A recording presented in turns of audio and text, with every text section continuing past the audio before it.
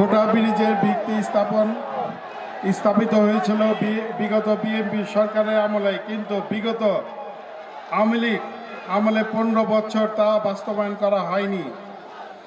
আপনাদের দোয়া ও সমর্থন নির্বাচিত হতে পারলে আমি এই অসম্পূর্ণ কাজটি সম্পূর্ণ করা হবে ইনশাল্লাহ। বিএনপি সাবেক সংসদ সদস্য জনাব মীর শওকত আলী এবং জনাব নাসিরউদ্দিন আহমেদ পিন্টুর যে উন্নয়নের সূচনা করেছিলেন কামরাঙ্গীরচরকে, তা আগামীতে অব্যাহত রাখার সর্বোচ্চ চেষ্টা করব। গ্যাস এখন জাতীয় সমস্যা। বিএনপি জাতীয়ভাবে এই সমস্যা সমাধানের পরিকল্পনা করছেন, যাতে শুধুমাত্র ঢাকা 7 নয়, দেশের সর্বখানে এই সমস্যার সমাধান করা যায় ইনশাল্লাহ। সর্বোচ্চ প্রচেষ্টা করা হবে এই গ্যাস সমস্যা সমাধানের। আমি যদি নির্বাচিত হই বা হতে পারি, আমার সরকার যদি গঠন করতে পারি, তাহলে 31 শয্যা হাসপাতালটি 100 শয্যা উন্নীত করা হবে। সিটি কর্পোরেশনের মধ্যে কামরাঙ্গীরচরকে অন্তর্ভুক্ত করার পর তাকে ট্যাক্স প্রদান করেছে এই এলাকার বাসিন্দারা, কিন্তু তারা নাগরিক সেবা পাচ্ছে না। ঠিক মতন পয় নিষ্কাশন সহ সকল নাগরিক সুবিধা নিশ্চিত করতে সর্বোচ্চ চেষ্টা করব। বিএনপি সকল পর্যায়ের নেতাকর্মীদের প্রতি আমার অনুরোধ, চাঁদাবাজ, মাদক ব্যবসা প্রতিরোধ এবং ব্যবসায়ী নিরাপত্তা পাশে থাকবে। চাঁদাবাজ ও মাদকের আস্তানা এই কামরাঙ্গীরচরে হতে দিব না ইনশাল্লাহ।